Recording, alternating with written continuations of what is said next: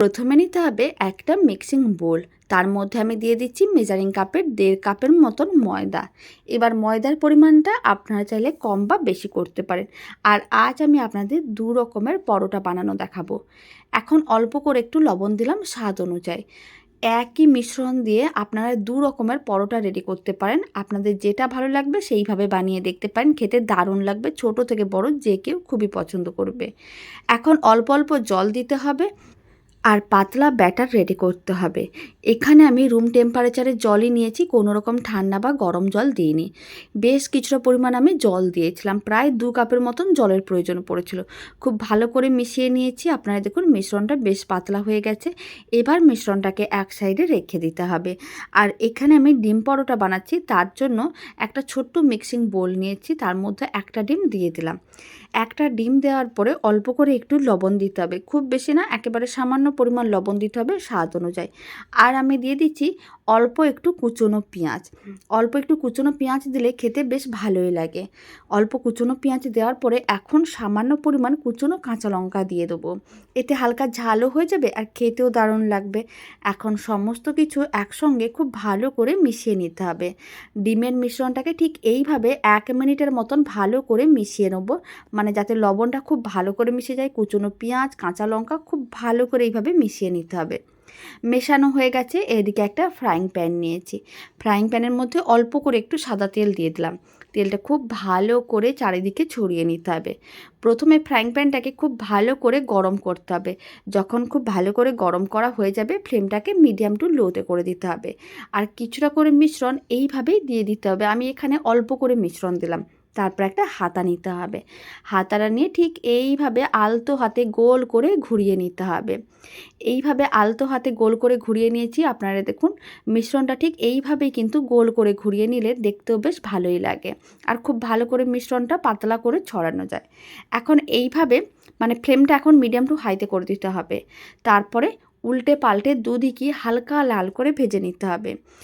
আর মোটামুটি 1 মিনিটের মতনই সময় প্রয়োজন পড়ে। খুব কম সময়ের মধ্যে রেডি হয়ে যায় আর খেতে দারুণ লাগে। এখন উল্টো দিকটাও হালকা করে ভেজে নিয়েছি। এখন আবারও একবার উল্টে পাল্টে নেব। আপনারা দেখুন উল্টো দিকের দেখতে কত সুন্দর লাগছে। হালকা লাল লাল এইভাবেই কিন্তু ভেজে নিতে হবে। দুদিকই যখন হালকা লাল করে ভেজে নেওয়া হয়ে যাবে, তারপর ঠিক পরোটাটাকে এইভাবে তুলে নিতে হবে। এখন তুলে এক সাইডে রেখে দিচ্ছি। আর যে ডিমের মিশ্রণটা রেডি করে নিয়েছিলাম, এখন সেই ডিমের মিশ্রণটা ফ্রাইং প্যানের মধ্যে দিতে হবে। তার আগে অল্প করে একটু সাদা তেল দিতে হবে। অল্প সাদা তেল দিয়ে খুব ভালো করে ছড়িয়ে নিতে হবে। তারপরে একটা ডিম যে ফেটিয়ে রেখেছিলাম, সেই ডিমের মিশ্রণটা ফ্রাইং প্যানের মধ্যে দিয়ে দিতে হবে। তারপরে মিশ্রণটাকে ঠিক এইভাবে একটু চারিদিকে ছড়িয়ে নিতে হবে। যেহেতু আমি পরোটাটা খুব বেশি বড় করিনি, তাই ডিমটাও খুব বেশি চারিদিকে ছড়ালাম না। এখন এই অবস্থায় পরোটাটাকে ঠিক এইভাবে রেখে দিতে হবে ডিমের মিশ্রণটার উপরে। আর 1 মিনিট মিডিয়াম ফ্লেমে রেখে দিতে হবে।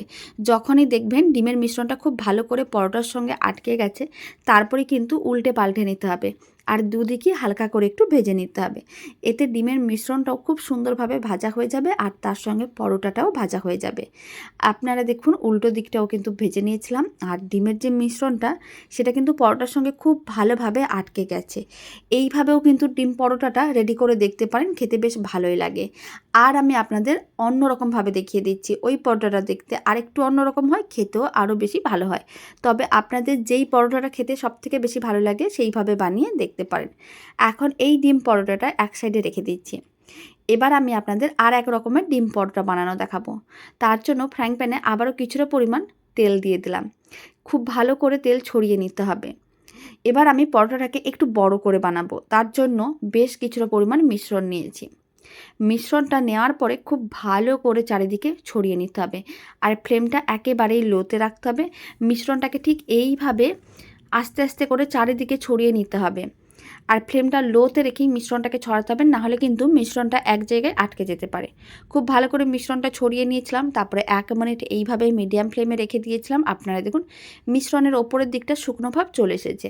এখন অল্প করে তেল ওপরের দিকেও দিয়ে দিলাম। তারপর তেলটা খুব ভালো করে চারিদিকে এইভাবেই ছড়িয়ে নিতে হবে। তাহলে পরোটার দুদিকই সুন্দরভাবে ভাজা হবে। এখন পরোটাটাকে একটু আলতো হাতে উল্টে পাল্টে নিতে হবে। আর দুদিকই একইভাবে আগে যে পরোটাটা ভেজেছিলাম সেইভাবে কিন্তু উল্টে পাল্টে হালকা লাল করে ভেজে নিতে হবে।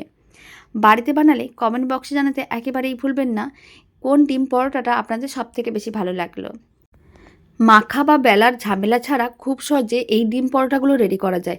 আর হাতে যদি সময়টা একেবারেই কম থাকে আর দারুণ কিছু রেসিপি বানাতে মন চাইছে, ছোট থেকে বড় এই রেসিপি কিন্তু যে কেউ খুবই পছন্দ করবেন, নিঃসন্দেহে আপনারা বানিয়ে নিতে পারেন। এই পরোটাটা দুদিকই উল্টে পাল্টে হালকা লাল করে ভেজে নিয়েছিলাম। এবার তুলে এক সাইডে রেখে দিচ্ছি। আর ফ্রাইং প্যানের মধ্যে আবারও কিছুটা পরিমাণ সাদা তেল দিতে হবে। তেলটা খুব ভালো করে চারিদিকে ছড়িয়ে নিতে হবে। তেল খুব ভালো করে ছড়ানো হয়ে গেলে ফ্লেমটা মিডিয়ামেই রাখতে হবে। মিডিয়াম ফ্লেমে রেখে বেশ কিছুটা পরিমাণ আমি এখানে ডিমের মিশ্রণ রেডি করে রেখেছিলাম। এখানে আমি 2টো ডিম, অল্প একটু কুচনো পেঁয়াজ, কুচনো কাঁচা লঙ্কা দিয়ে একইভাবে ডিমের মিশ্রণটা রেডি করে রেখেছিলাম।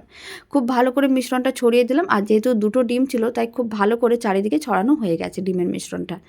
এখন যে পরোটাটা রেডি করে রেখেছিলাম সেই পরোটাটা ঠিক একইভাবে ডিমের মিশ্রণের উপরে রেখে দিতে হবে। আর 1 মিনিট মিডিয়াম ফ্লেমে এইভাবেই অপেক্ষা করতে হবে।